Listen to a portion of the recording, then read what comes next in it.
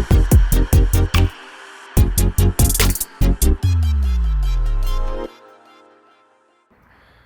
up everybody, Ian and Orlany here. We're going through a spine class today. The first thing that we're going to do is set you up on the wall, do a little bit of breathing to bring our ribs down, and then we're going to go through a little bit of a series to get a couple of different things accomplished. The first thing I want you to do is go flat on your back. We're going to put something here, foam roller, a ball, just something, this is probably on the bigger side. It doesn't need to be super wide, so definitely don't use a basketball ideally, something a little bit thinner than that. And I just want you to breathe in through your nose and out through your mouth. As you're breathing in through your nose, continue to think about 360 degrees of expansion.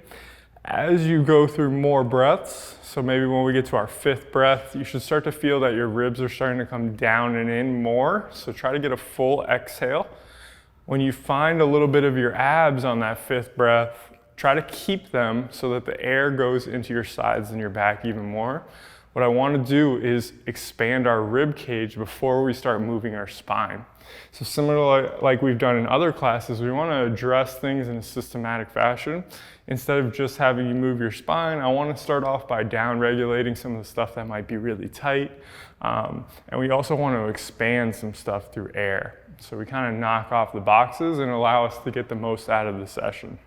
One of the things that a lot of people are going to have here is they're going to be very tight on one side. So if you've done your assessment and you've seen that your posture is maybe a little bit to the side, one of the things that we can address is the pelvis down low, and we can also address, like I said, expanding the rib cage. So very common is to have the right shoulder lower than the left.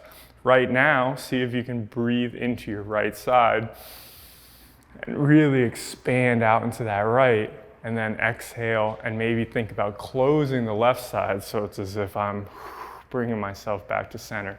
By fixing the feet on the wall and having the knees here, we're taking those out of the equation so that you can kind of work on finding out where that midline is. So now let's also add a little bit of hamstrings to this. So what I want you to do is you're going to use suction cup on your feet, pull down on the wall, and that should activate the part of your hamstrings that are just above your knees. So you should feel that. Now I want you to think about kind of using right under your butt cheeks, so your distal hamstring, and you're going to shoot your knees up a little bit, and you're going to lift your coccyx or the very bottom. Perfect. And now the lower back should be maybe touching the ground, but not pushing into the ground. If you're pushing into the ground, you're probably using something else. If it's just on the ground and what's below it is off the ground, then you're probably getting into those hamstrings. You feel those? Beautiful. Now maintain your breath while you're able to hold that contraction. A lot of people, as we've said before, are going to have this right one. They're going to be like, yeah, no problem. And then this left one over here is going to be a little bit hard to connect with, especially if you've been having anything on your right side, maybe a right foot issue, maybe a right hip issue, maybe right knee. Getting the left one online so that they can work on transferring weight while we walk is a great idea. So now we've positioned the bottom. I basically want you to keep that. It should be kind of intense, but not 100%, so just try to keep that as best you can. I want you to go ahead and lift up both arms and reach up to the ceiling. So now we're going to try to work on getting that expansion into your upper back. As you exhale, reach a little bit further. Let your ribs come down and in as if they're rotating in towards each other.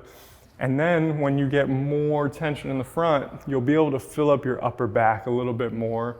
Imagine that the space in between your shoulder blades and even just below that, your turtle shell, is actually filling up on your inhales.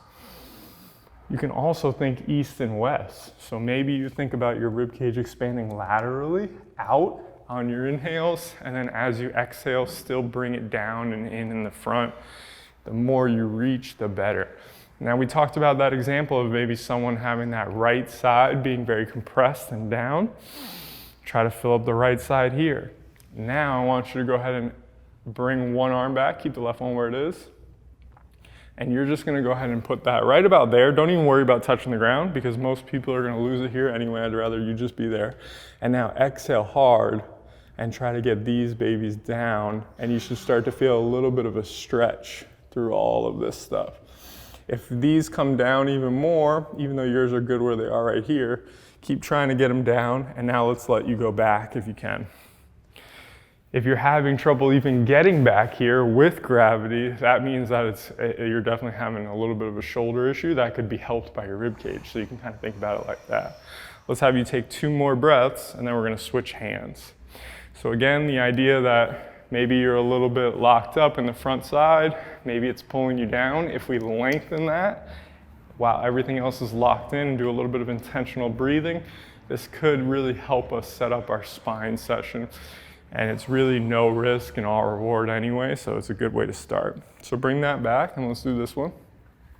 Same idea, just thinking off of, hey, someone might be completely the opposite of what I'm saying, so I'm giving people both options. Like I said, it's not gonna hurt to be able to breathe here and get better at breathing like that. Try to see if you can keep this one here so it doesn't come down so much. Good. And just take 2 or 3 more breaths just like that. Beautiful.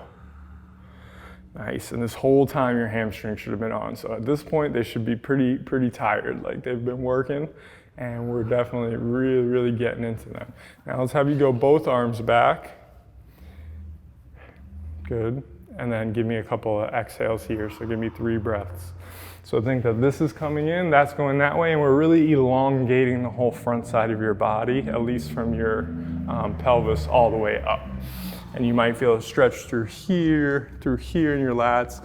Your lats are supposed to connect down to here. So to get them is gonna really affect your spine big time. And that might be one of those muscles that's actually compressing one side. Come back with your hands and just put them gently on the ground right here.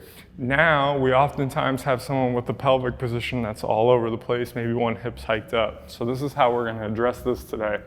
What I want you to do is think about pulling this away from my hands. So you're gonna use your inner thigh to actually pull the knee into the ground. And then you're gonna go ahead and switch and pull this one into the ground.